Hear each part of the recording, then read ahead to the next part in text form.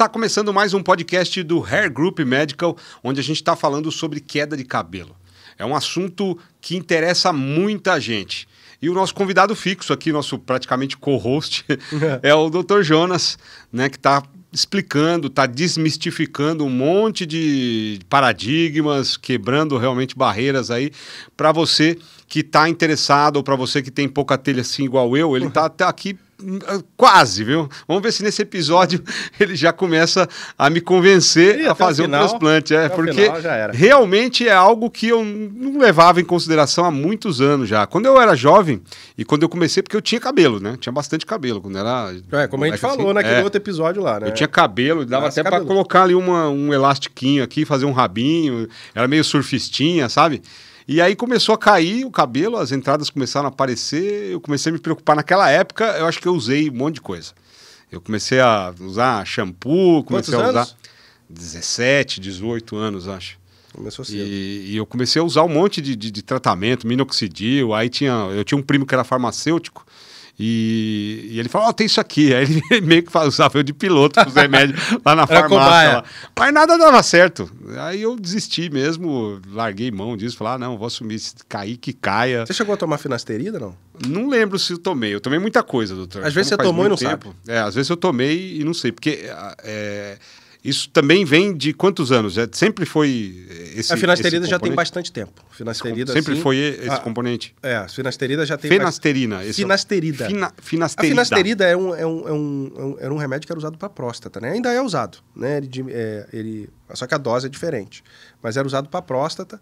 E aí depois ele foi aplicado aí para alopecia androgenética, porque ele realmente diminuiu o DHT lá, como a gente falou. Sim. Naquele outro episódio, que é o vilão da história, né?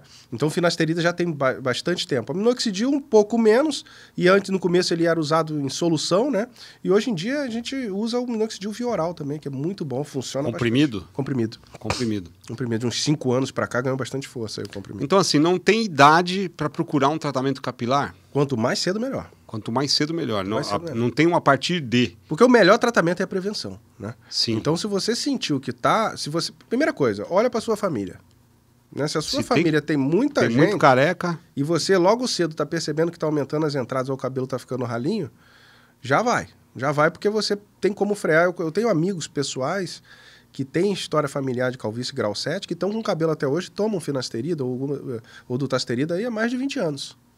Eu olho para meus irmãos, né? Meu pai, meus irmãos, eles nunca foram carecas totalmente. Sempre assim, entradas bem acentuadas, né? Um pouquinho aqui abrindo aqui na coroa. No cucuruco, hein? No cucuruto. E assim, mas sempre tem cabelo ali, um topetinho aqui. Eu sou o que menos tem cabelo. É a parte da sua mãe, assim, você tem aqui tios... normalmente vem mais da herança, vem mais da parte da mãe. Parecido também, viu? Meus tios, todos eles tinham entradas muito acentuadas, né? Mas pouco cabelo aqui nessa região aqui, assim. Então você tem uma carga aí, você tem uma herança maior. Aí você ganhou na loteria ao contrário. Você foi com uma calvície mais... Eu diria que sua calvície é uma calvície grau 5 aí, é uma calvície avançada já. É uma calvície bem avançada, mas tem solução. Mas vamos falar de autoestima, né? Acho que a pessoa que realmente começa a se incomodar com o pouco cabelo ali na parte superior do corpo, né? Porque tem gente que tem cabelo, né? Não, Tony Ramos. E é engraçado, existe uma correlação inversa, né? Quanto menos cabelo o cara tem, o paciente tem, mais cabelo no corpo ele tem. No corpo, a própria barba, né? Tem muita gente que fala, nossa... Você vê que os calvos grau 7, 6, eles têm muita barba cheia, bastante pelo no corpo, e isso é bom. Por quê? Muitas vezes a gente pode lançar a mão de extrair esses fios para complementar. É isso que eu ia perguntar, né? Se tem como fazer isso. Existe essa possibilidade. A gente chama de body hair transplants, né? Que você tira fios do corpo, barba principalmente, região do tórax aqui, região do abdômen também a gente pode tirar. E na maioria das vezes são dessas regiões. E complementa a densidade. Aí as pessoas falam, mas aí eu vou fazer um transplante só com pelo do corpo. Não. Normalmente a gente usa o pelo do corpo para aumentar a densidade. O ideal é que você faça o transplante com os fios que vêm da cabeça, porque eles têm a mesma qualidade. Eles vão crescer mais ou menos igual, ter a mesma espessura, né? Então, o ideal é que você faça com os fios da cabeça. Não tendo fonte doadora na cabeça, ou principalmente naqueles pacientes que já fizeram 2, 3 cirurgias, ou que tem um grau muito avançado e tem uma quantidade de pelo corporal muito grande. E você me perguntou na outra vez, no outro programa, sobre o grau avançado, se tem indicação ou não. Se esses pacientes tiverem fonte doadora corporal, também pode ser usado. Falando de pelos aí, então, me fala um pouco sobre essa diferença dos pelos, né? Então, porque você pega, por exemplo... Me fale um pouco dessa diferença dos pelos, então. Você pega, por exemplo, barba, né? É um pelo mais grosso, é um pelo mais denso. Sim, do que o cabelo. Normalmente, as unidades foliculares, né, na cabeça, vamos falar sobre a cabeça. Como é que é na cabeça? A cabeça não é fio, são as unidades foliculares, né?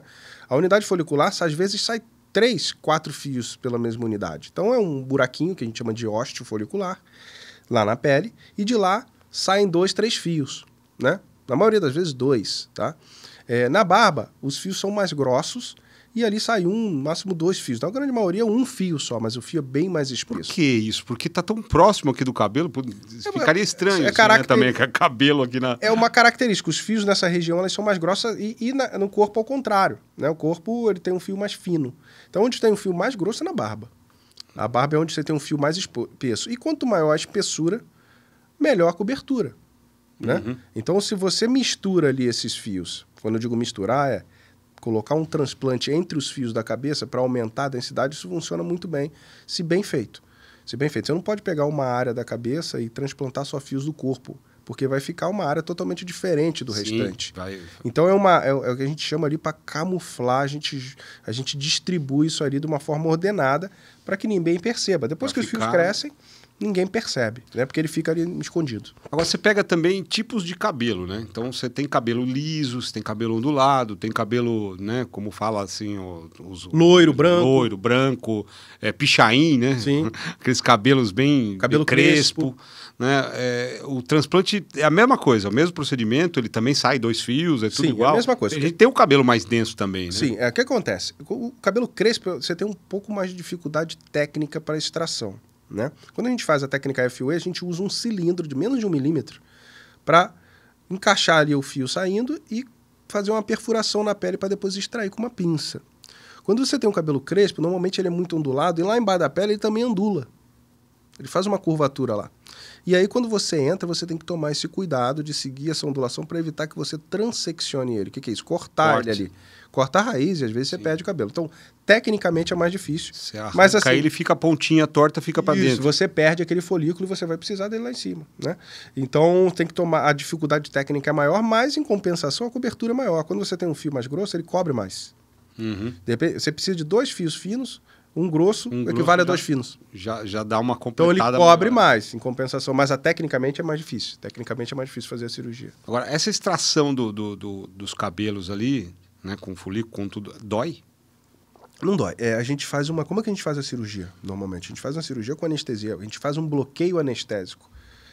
Aqui, a cabeça, como é o topo do corpo aqui, ele tem uns nervinhos que sobem aqui pelo pescoço, né, pela testa, que vão dar sensibilidade a essa área. Então, a gente faz um bloqueio. O que é o bloqueio? A gente infiltra o anestésico aqui nessa região da nuca, na lateral e na região aqui da testa. A gente faz uma anestesia que a gente chama em anel, ring block. Né? A gente bloqueia aqui, então você diminui, adormece a região, você fica sem sensibilidade na região. Os pacientes até falam que parece que eles estão com um capacete. Então, porque você fica com aquela sensação que você está com a cabeça grande. Cabeça dormindo. Sabe quando você toma anestesia na boca e parece que a boca está grande? Fica inchado. É essa sensação que eles têm. Então a área fica totalmente dormente. Então não dói. A extração não dói. E também outra preocupação muito grande é dói depois. Se eu fizer, eu vou ter muita dor em casa.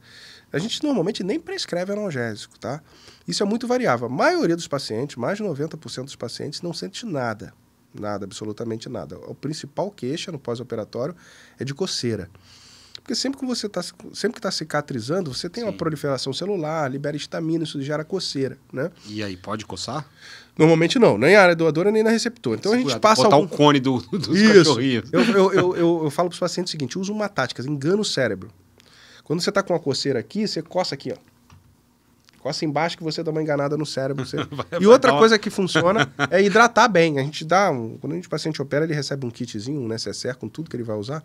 O hidratante ajuda a diminuir bastante a coceira. Em alguns casos, quando está com coceira muito intensa, você pode usar um antihistamínico e tal. Mas dor normalmente não é uma queixa comum, não. A gente começou a entrar já no processo cirúrgico. Mas eu queria fazer uma pergunta antes. Em que momento você receita ali a cirurgia? Tem um tratamento que ele não precisa de cirurgia? Ele só um tratamento ali, ele vai crescer cabelo, vai poder... resgatar. Em que momento você tem um diagnóstico que fala assim, olha, a cirurgia vai ser melhor para você? Sim. Vamos lá. Normalmente eu tenho um protocolo assim, né? Quando o paciente o paciente ainda tem fio, mesmo que ele esteja fino, e ele nunca fez nenhum tratamento, isso também varia de acordo com a idade. Quanto mais novo o paciente e a gente percebe que ele tem bastante fio sofrendo a ação do hormônio e ele nunca fez tratamento, a primeira coisa que a gente faz é tratamento, né? Como eu disse naquele outro programa, né, a cirurgia não é um tratamento para calvície. Ela serve para recuperar os fios onde a doença ali já venceu. Uhum. Mas se o paciente é jovem, tem muita miniatura, você tem como segurar esses fios e algum deles engrossarem, inclusive. Né? E você voltar a ter uma cobertura. Então, quanto mais jovem o paciente nunca fez tratamento, a gente não indica a cirurgia de cara. Porque a cirurgia serve para colocar fios onde não existe mais. E nem vai crescer mais. Nem vai crescer mais. Então, se o paciente, por exemplo, ontem passou comigo um paciente em consulta com 24 anos, que ele já tem uma entrada muito grande. Isso incomoda muito. Ele usa muito boné, deixa o cabelo crescer, faz aquela manobra de pentear para frente para o cobrir, porque incomoda muito ele. Tudo bem, vamos lá, vamos colocar fio aí. Só que eu sento com ele e converso. Ó, você tem 24 anos. Essa doença não tem cura. Você vai ter que ficar usando o remédio por um longo tempo, porque esses fios que a gente vai transplantar vão ficar aí para sempre, mas os outros você tem que cuidar.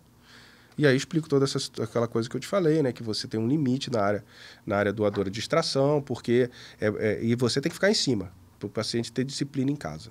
Esses fios que são transplantados, que você colocou, vão ficar para sempre? Sim. Eles crescem, tem que cortar... Normal. É normal, tudo igualzinho. Igualzinho. E por que eles não caem? A vida não, porque esses fios vêm de uma região que por um motivo desconhecido ninguém entende, vem de uma região que não tem sensibilidade ao hormônio.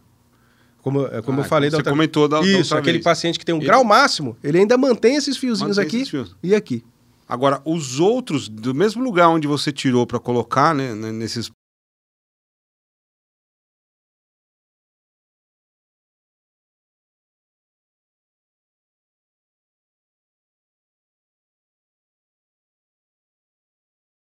Se você precisar de 2 ou 3 cirurgias, você pode começar a tirar demais ali, e de onde você tira não nasce mais. Não nasce mais. E isso também é uma Ele sai com a raiz ali, né? É uma dúvida que os pacientes chegam perguntando muitas vezes. Eles falam, mas aí eu não posso fazer 10?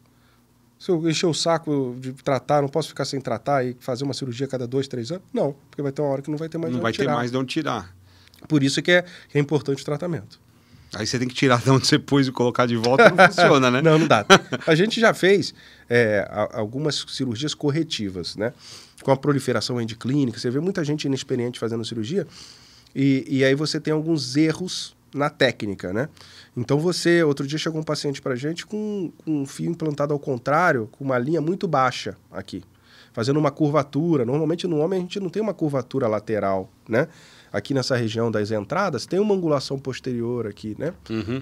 E eles fizeram um design, baixo, assim, design feio, irregular, e os fios, em vez de estarem implantados nessa direção, que é a direção correta, estavam implantados ao contrário. Ao contrário. E aí a gente teve que extrair esses fios e reimplantar lá em cima. Nesses casos aí pode fazer. E dá de novo? Ele pega novamente? Pega novamente. Você é igual uma mudinha de planta.